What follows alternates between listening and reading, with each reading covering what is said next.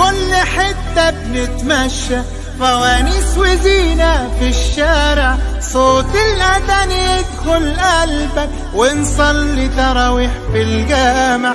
بالليل بتحلو القعدة، طاولة ودومنة وكوتشينة، والله زمان ده احنا بقالنا مدة بعيد عن بعضينا. رمضان في مصر حاجة تانية، والسر